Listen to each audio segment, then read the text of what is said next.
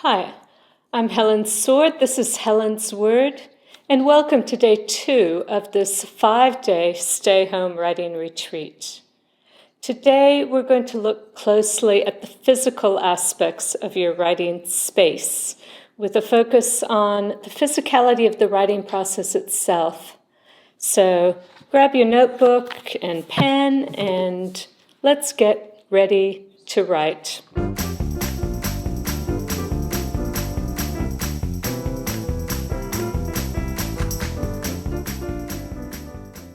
First, please take a moment to flip open your notebook and review your goals for today, including your new social goal of bringing at least one human being into the orbit of your writing practice every day this week.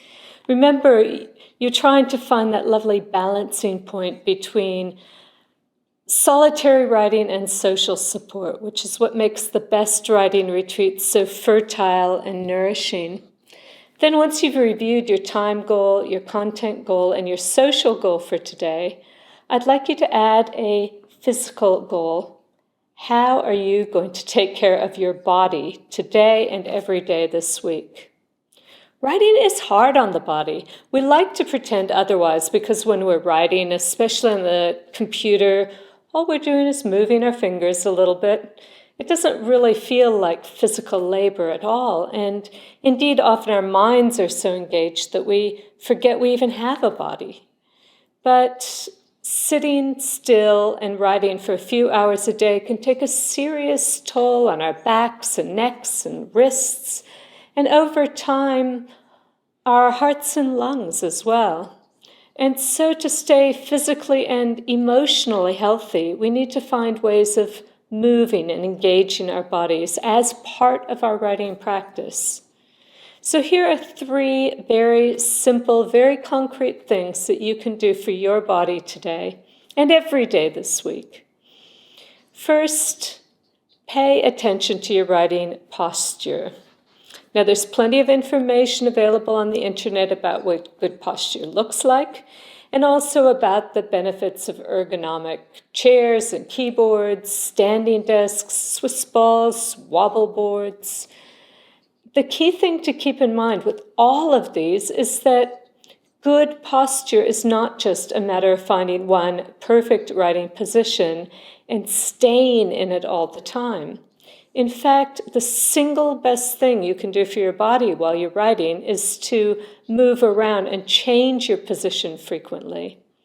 For example, from sitting to standing, or from a hard chair to one with pillows, or from working on your laptop at the kitchen table, which is pretty terrible for your neck, by the way, to looking at an elevated screen on your desktop, or you can even project your laptop screen onto your TV for a while, just to mix things up a bit.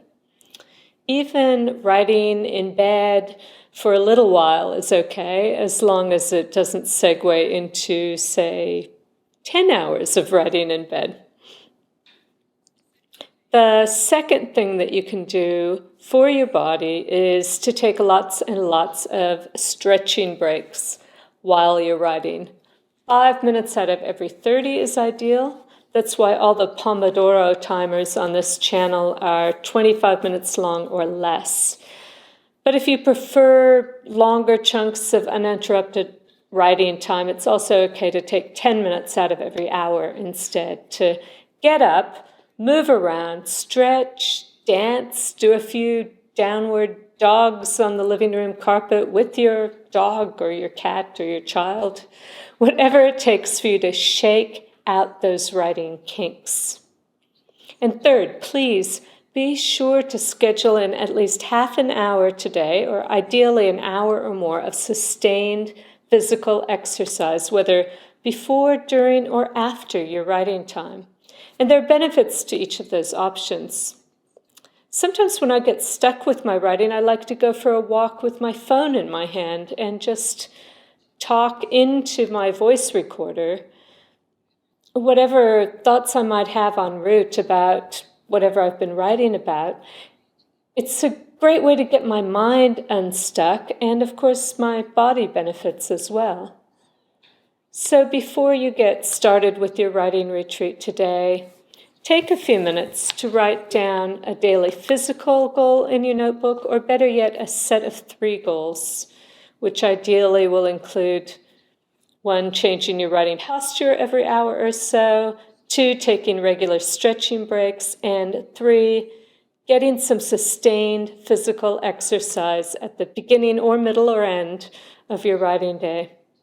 Thanks for showing up to write, and I'll see you later today.